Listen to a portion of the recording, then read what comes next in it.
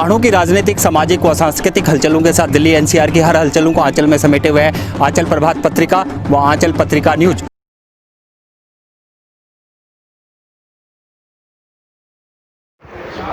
नंदन सिंह रावत जी का अचानक चले जाना, उत्तराखंड समाज में शोक की लहर फैल गई है और लोग उनको याद कर रहे हैं। आंचल पत्रिका भी उनको याद करते हुए उनको श्रद्धांजलि दे रही है और उनके पुराने कुछ वीडियोस आप तक रख रहे हैं जिनमें वह बुलंद आवाज़ के साथ उत्तराखंड समाज को संदेश भी देते हुए नजर आ रहे हैं। देखिए, साथ ही जो है दिल्ली एनसीआर में एक जाना पहचाना नाम है। हर कार्यक्रम में उनकी भागीदारी रहती है और समाज से काफ़ी संगठनों से वो जुड़े हुए हैं। एज ए सामाजिक कार्यकर्ता के तौर पे वो अपनी आवाज़ को हर वक्त उठाते रहते हैं और आज हमारे कार्यक्रम मुद्दा में भी जो है वो अपने मुद्दे को उठा रहे हैं और बुलंद आवाज़ करके खुलकर अपने मंच के द्वारा जो है हम तक जो है अपने मुद्दों को रख रहे हैं। आज उन्होंने जो है 2 मुद्दे रखे हुए हैं हमारे साथ, जिसमें जो है एक तो राज्य चिन्हित आंदोलनकारी का, दूसरा मुद्दा जो है उत्तराखंड प्रवासी समाज को भागीदारी क्यों नहीं मिल रही चुनावों के तहत, उस पर उन्होंने बात की है। आइए देखते हैं हमारे खास कार्यक्रम मुद्दा में।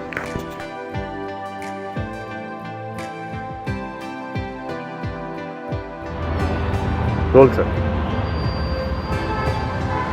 मैं नंदन सिंह रावत आंचल पत्रिका का आभार व्यक्त करता हूं। मैं दिल्ली में राज्य आंदोलन के दौरान मेरी लगातार भागीदारी रही है तथा मैं सामाजिक कार्यों से जुड़ा रहने की प्रयास करता हूं। चिन्हीकरण के राज्य आंदोलनकारी चिन्हीकरण के मुद्दे को क्यों दबाने की कोशिश की गई है, मेरा निरंतर प्रयास रहा, मेरे सहयोगियों का निरंतर प्रयास रहा, जंतर मंतर से लेकर प्रधानमंत्री के निवास तक और प्रधानमंत्री के निवास से लेकर उत्तराखंड की विधानसभा तक हम इस मुद्दे को निरंतर चलाते रहे हैं। तो आज मेरे को इस मुद्दे पे इसलिए बोलने की जरूरत पड़ रही है कि 317 लोगों का चिन्हीकरण हम लोगों ने दिल्ली में करवाया जब माननीय मुख्यमंत्री हरीश रावत जी थे। दिल्ली के अंदर एक पीसीएस अफसर की नियुक्ति हुई, उसके माध्यम से हमारी 317 लोगों की फाइलें सरकार तक पहुंची। डीएम के वहां से इंक्वायरी हुई, एसडीएम के वहां से इंक्वायरी हुई, तहसीलदार के वहां से इंक्वायरी हुई। लेकिन मुझे खेद है कि मैं राज्य आंदोलन चल रहा था तो बहुत से लोगों को यह बोला जाता था कि पहाड़ से लोगों को बुलाया जाए।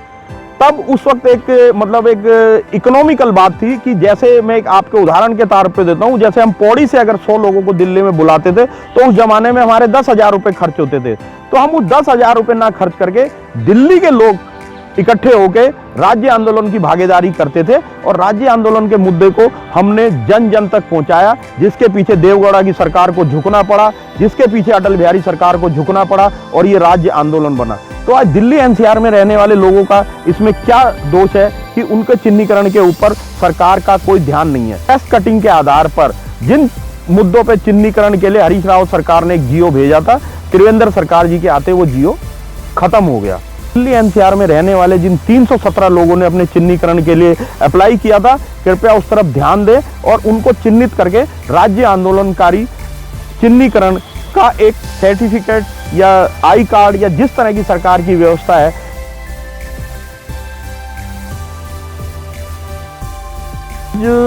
आंचल पत्रिका के माध्यम से मैं एक पीड़ा और दर्शाना चाहता हूं, क्योंकि राज्य आंदोलन के साथ साथ सामाजिक आंदोलनों के साथ साथ हमारी सबसे बड़ी जो कमजोरी रही है वो राजनीतिक भागीदारी रही है। और दिल्ली प्रवासी, क्योंकि हम लोग दिल्ली में रहते हैं, हम प्रवास कर चुके हैं, हमारे यहाँ अनेक संगठन हैं, उसके माध्यम से मैं ये एक बात इस चैनल के माध्यम से रखना चाहता हूँ कि हमें राजनीति भागीदारी क्यों नहीं मिलती।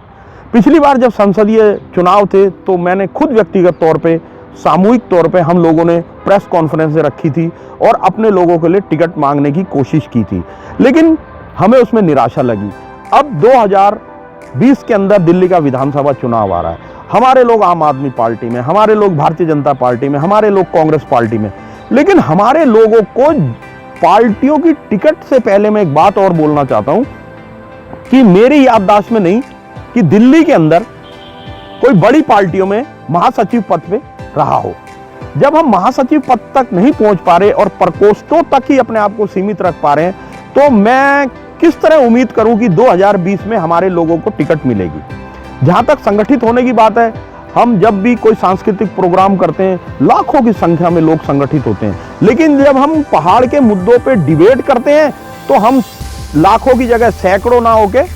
बहुत चंद लोगों में रह जाते हैं, क्योंकि डिबेट की हमें आदत नहीं है। और डिबेट का मतलब होता है कि अपने अधिकारों की रक्षा करना।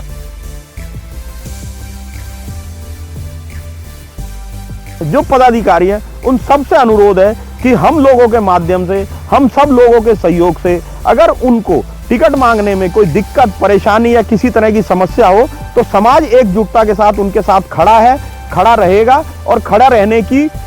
पूरी संभावना भी है, क्योंकि जब तक हम राजनीतिक भागीदारी में अपने आप को प्रवास में सेटल नहीं कर पाएंगे तो हमारे जो जनहित के मुद्दे हैं उनको पहुंचाने में बड़ी समस्याएं खड़ी होती हैं। विधानसभा के पटल पे नहीं रखे जा रहे, पार्लियामेंट के पटल पे नहीं रखे जा रहे, और आगे भी आप देख रहे हैं कई ऐसे मुद्दे हो रहे हैं दिल्ली के अंदर। पहाड़ के ऊपर, पहाड़ के लोगों के ऊपर जितने भी अत्याचार होते हैं, जितनी परेशानियां होती हैं, हमारी राजनीतिक भागीदारी ना होने की वजह से, उस भागीदारी की समस्या की वजह से हम लोगों के आगे पीछे घूमने का काम करते हैं और बहुत बड़े नेता, बहुत ज़्यादातर लोग हमें घुमा फिरा के फिर शून्य पर खड़ा कर देते हैं।